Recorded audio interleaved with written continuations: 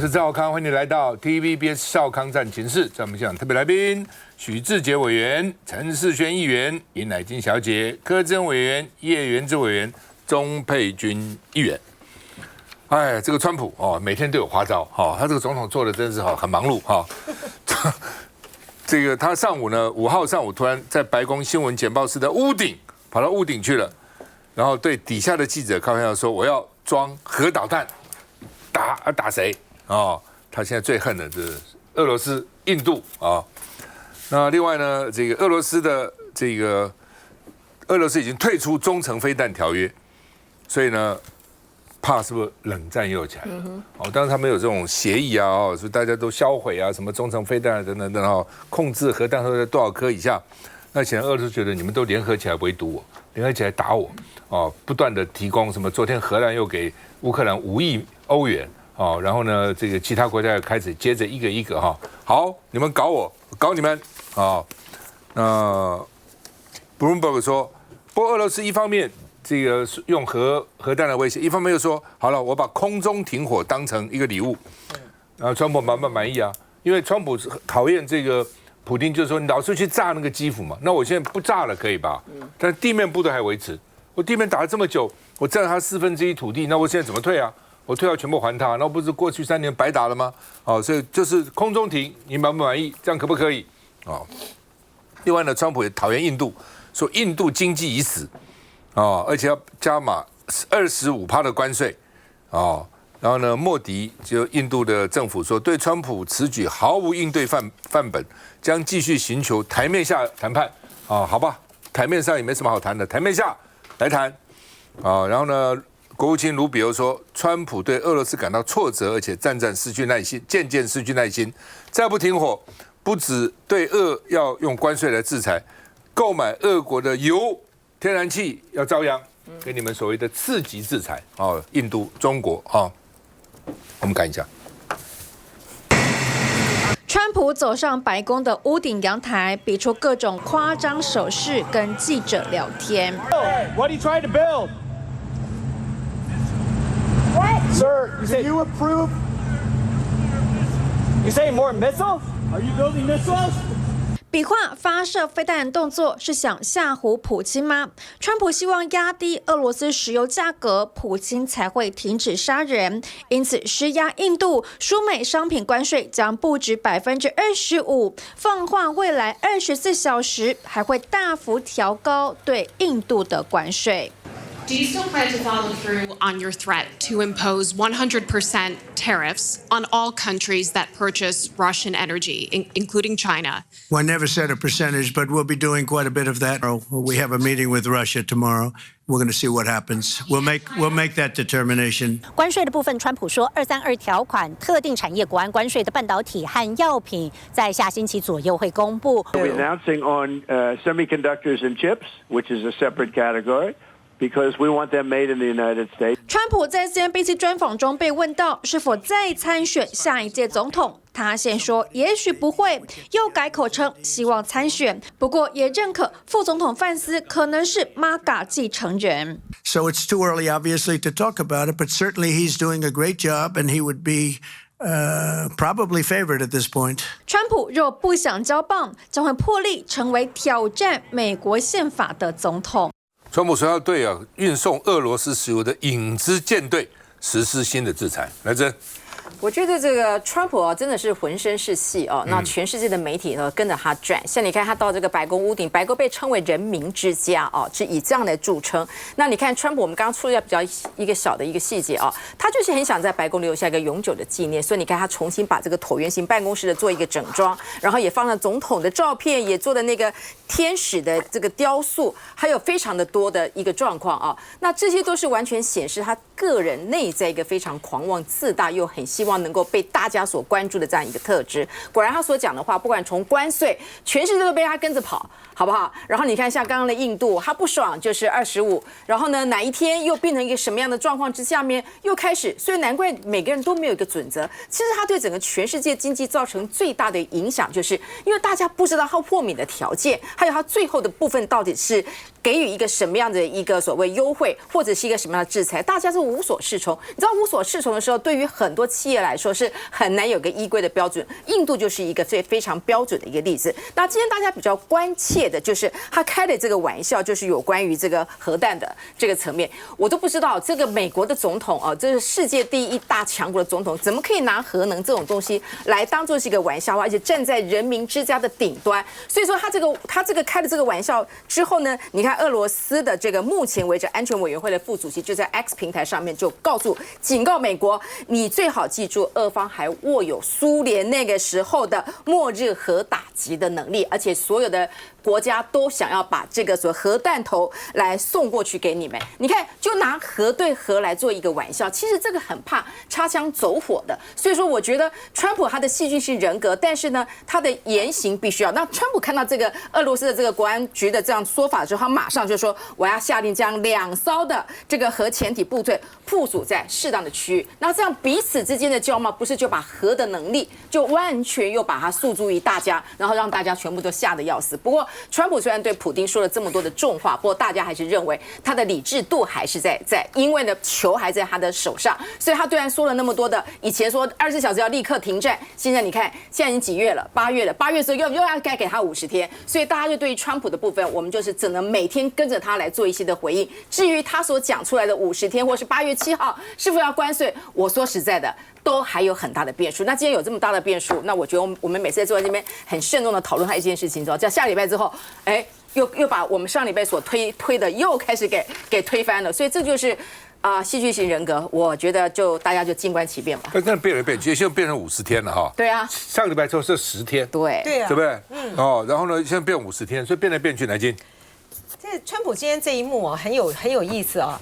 他旁边呢跟着的是他要大大的扩建，就是白宫的东厢呢这个宴会厅。哇，那宴会厅超大，它有一个足球场这么大，可以容纳650人。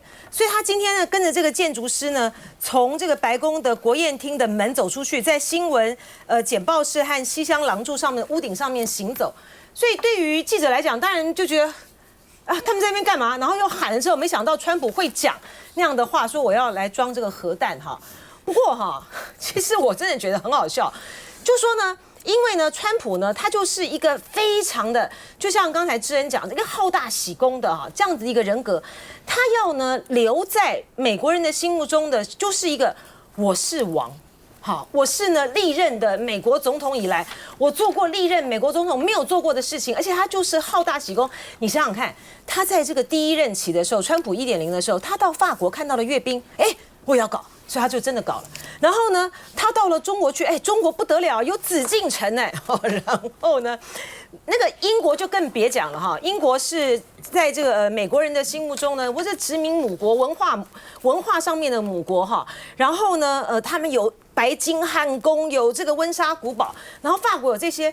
他就觉得这个白宫那个宴会厅呢，这是太小了嘛，这是完全不称头。好，所以我要弄一个大的从白宫呢，他们透露出来的这个示意图来看这位建筑师呢要采取那种新古典主义来弄，非常的金碧辉煌然后呢这么大650人，然后他就开那种国际级的宴会厅，他把所有的元首呢都聚集在那边。如果那个真的是实现的话，我觉得他们是真的要考虑装核弹因为呢那个不得了那样子的等级的全球的一个弹打下来就是没死光光这个他起码要有很棒的这个飞弹防御系统，电影不都这样演吗？只要有一个恐怖分子，或者是接下来 AI 呢就可以从哪边呢发射呢，大家刚好一锅炒可是呢，我就说，川普呢，他这样子的人呢，他在对于比如说对于俄罗斯发出那样子的核威胁的时候呢，他完全就是面子上面挂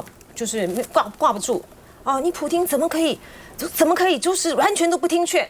你就为了要报复这个乌克兰的织网行动，所以不断的对他打这个攻击，所以他在面子挂不住的情形之下呢，然后梅德韦杰夫呢又不断的口出狂言，好，所以他就不爽，所以我要派这个核子潜艇。但是呢，关键在于是说，今天的这个彭博透露出来的这个消息，我觉得是有意义的哈。因为普丁呢，他们也很清楚，川普这个人的个性，就是你要给他一个面子。所以说呢，现在呢，如果是真的能够谈好这个空中停火的话，川普又可以对外炫耀了啊，这个普丁呢，他们还是怕我的啊，我跟他说要怎么样制裁啊，或怎么样。但是实际上面对于普丁来讲，他完全没有做任何的实质上面的让步或停火嘛，他还是要朝着他的目标，非军事行动的目标来前进。他一定要打到你所有的，不管是乌克兰、说欧洲的、欧盟的这些的国家，主要是欧盟的这些国家了哈，真的是认真的来听我的要求，就是你乌克兰，你就是割地。好，承认我现在有效占领的这个4个土地，然后你不能够加入北约，除非要答应这些条件为止，否则他不会，否则普丁不会停的啦。他的条件没有停过了，没有放弃过了。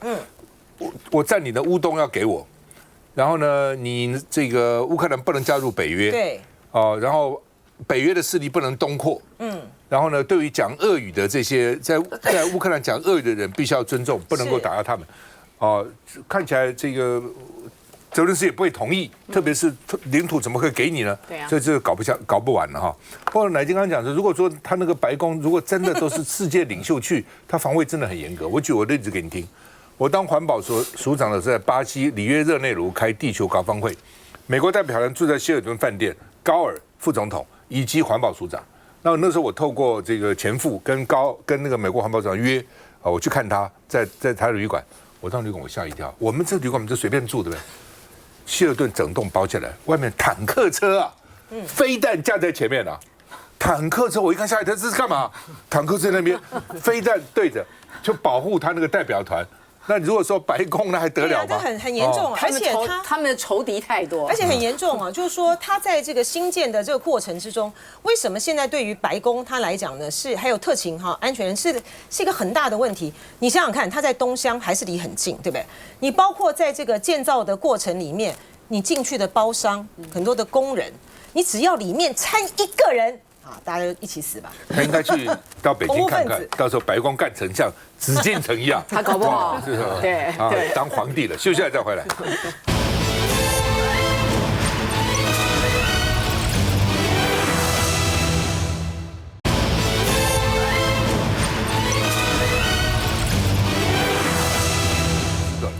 好，那么先把川普叫做关税帝君，要出招。台湾的明天早上4点半，川普要宣布消息，就是他的时间6号的16点30分，我们的这个早上4点半啊，那他宣布什么？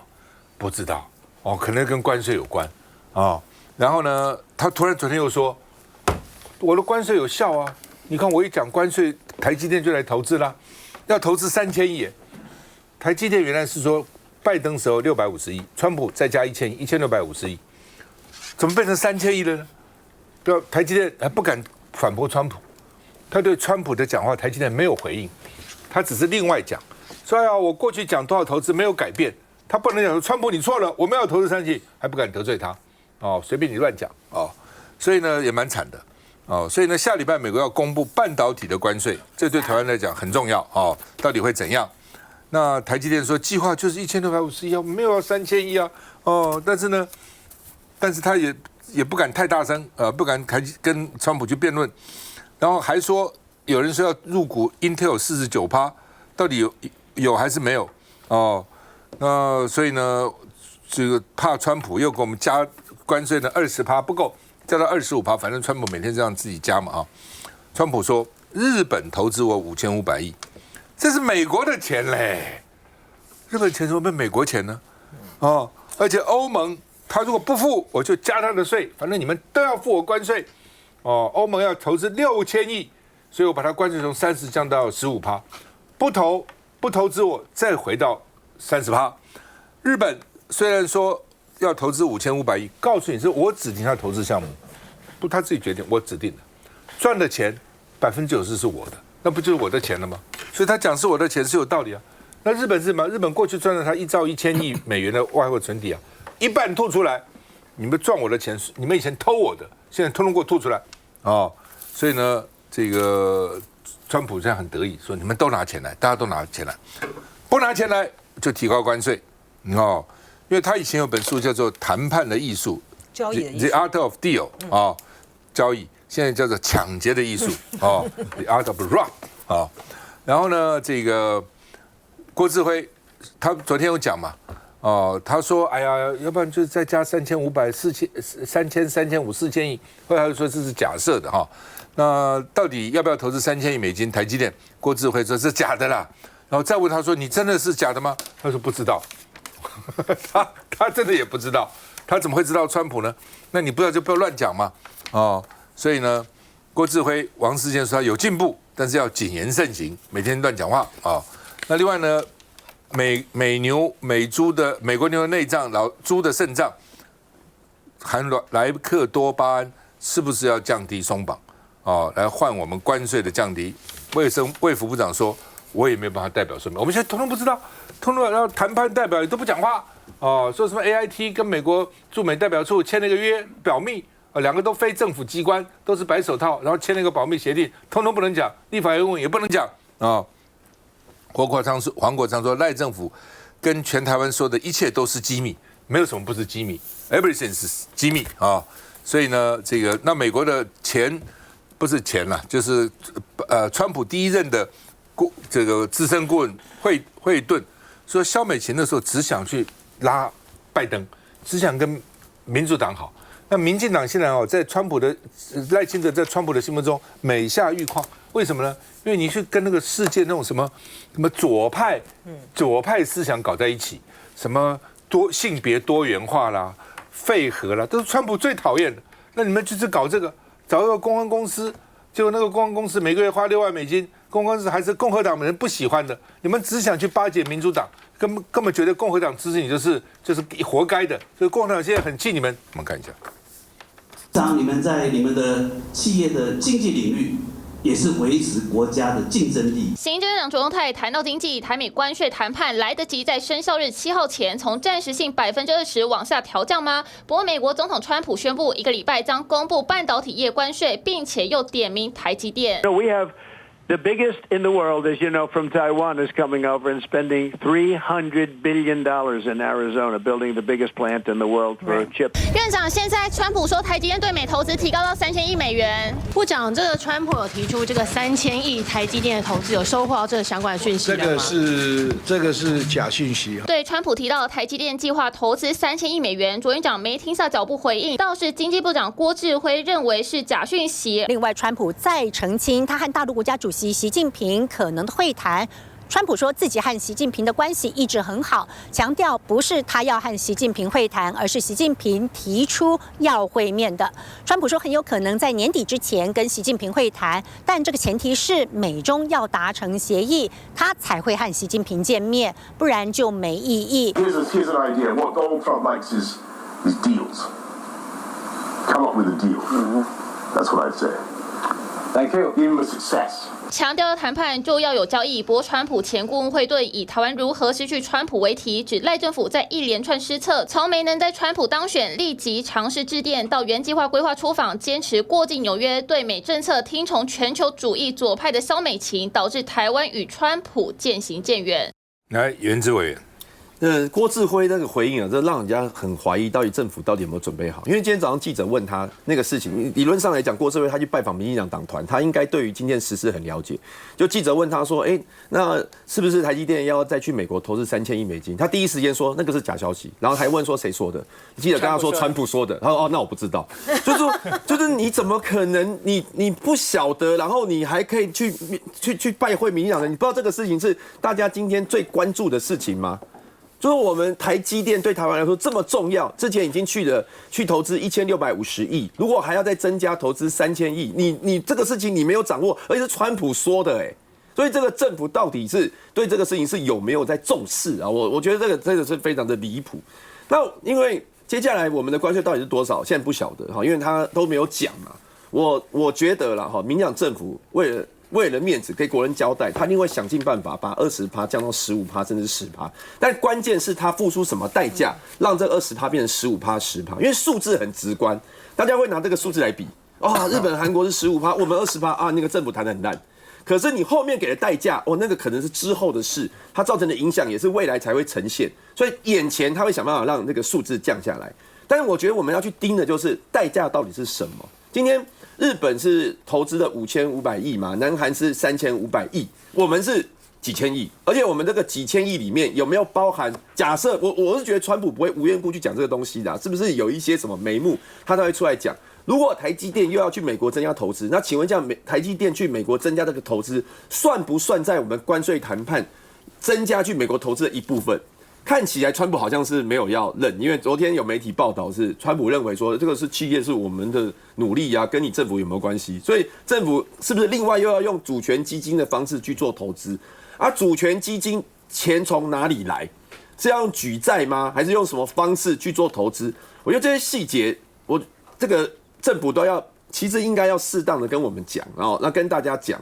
而不是说都是用这种黑箱的方式，然后最后谈完了，假设谈的真的非常的差，然后再来国会跟国会说，我已经谈了，我已经用尽各种方法了，让20%变15%哦，可是代价是这样，那你们国会就要来认哦，如果你们国会不认的话，那如果关税从15%又变回20%的话，那就是你们在野党的问题了。我觉得不是这样的态度，应该是事先就要进行一部分的沟通。那如果有保密协议，我是不知道有没有保密协议的。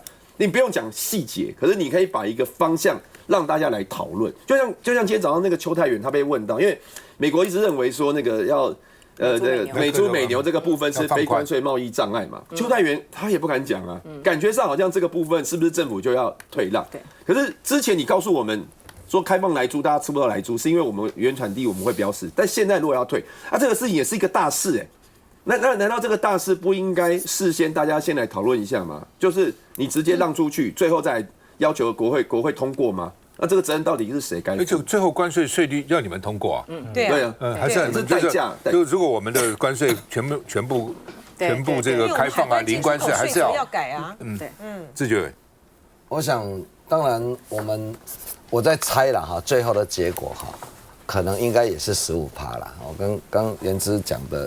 其实我有点同感，但是最后要付出多少的代价的确这个我们也很难估计哈。那川普，我感觉本来就小可笑笑啦反正也是胜利人嘛，也是狂人嘛那很多东西不按牌理出牌，但是其实他最后他还是乱中有序了其实他主要是在美国债务现在已经36兆美元。他要去处理美国的债务问题，然后他现在是利用关税战加贸易战加他们国内的降息那希望说将来可以重振美国的制造业那大的方向可能他都是往这个方向去走，所以这个就是我说他的乱中有序的部分。那他对每一个不同的对象不按牌理出牌，事实上这不是说台湾政府可以掌握的那么清楚的，全世界都被他玩在手心里面那他要怎么去出什么牌，你真的很难预料那当然赖总统也提过很多次，就是说有保密协定那保密协定我们现在在那边说到底有或没有，其实赖总统也跟大家讲了很多次，他就是有保密协定那我们今天如果在跟他谈判的过程当中，大方向可以讲到什么程度当然我们要看政府去拿捏，但是不要去破坏原来有可能会讲好的什么样的条件，因此而破坏掉这个其实我们不知道详细的内容有时候真的谈判的过程当中，本来互相握有的筹码也不能说全部摊在阳光下让大家知道，因为我们还在 argue所以我是觉得就是说我们也相信赖总统就是赖政，我们会用最大的，当然我们一定会希望争取到台湾最大的利益，没人希望讲把台湾弄成和美国利益弄和伊所以我在猜这个最后的那个条件，我比较希望说就是跟232跟台积电一起谈那就是说我今天假设你要我投资多少，台积电到美国投资的也送我们台湾去投资的嘛那这样子跟企业家跟台湾政府可以一起来思考的话，也许我们可以得到比较低的关税，那在其他的负担我们也可以降低一点。不，基本上我对保密这件事情我是不同意的了哦，因为全世界我们都知道，日本跟美国的条件，南韩跟美国的条件，泰国跟美国的条件，越南跟美国的条件，印尼跟美国，印度跟美国。欧盟我们都知道，只有我们不知道我们自己的条件。结果出来一定要让他知道。不，你结果他谈过程，你这个过程，你们民进党以前不是天天讲不能黑箱吗？服贸的时候，把国民党办了10几次公听会，都说马英九黑箱啊，黑箱。那些人现在都不讲话了，为什么不讲黑箱呢？那时候不要谈判吗？那个时候不需要保密吗？那时候都不需要，现在就要保密了。而且你不保密的话，比如说南韩农民出来抗议，所以农业他就没让。它也是政府的一个助力啦，有很多时候哈，比如说工具机、车灯哦那些出来就说哎不可以，政府就讲说不是我不让，你看这业者生意很大，其实对政府来讲有时候黑白点并没有不好，现在通通不讲，都不知道是怎样哦，这是一个。第二个呢，如果说为了20%变15%，为了数字好看，4000亿，我算过给你听，4000亿，我们去年外销美国1100亿，5%是55亿。都说这个减少55%的5%的关税55亿了，4000亿除55多少？70几年了。你把过去台湾70年累积的5000多亿的这个外汇等于都给人家了，然后未来70几年你每年少那个55亿，未来的钱你也都给人家了，你到底要干什么？你仔细算了，这个不是为了政治说，哎呀，我为了好看要跟日本要跟韩国一样，你实际上你付了多少？台湾民众付了多少代价？我觉得都要算清楚啊，需要再回来。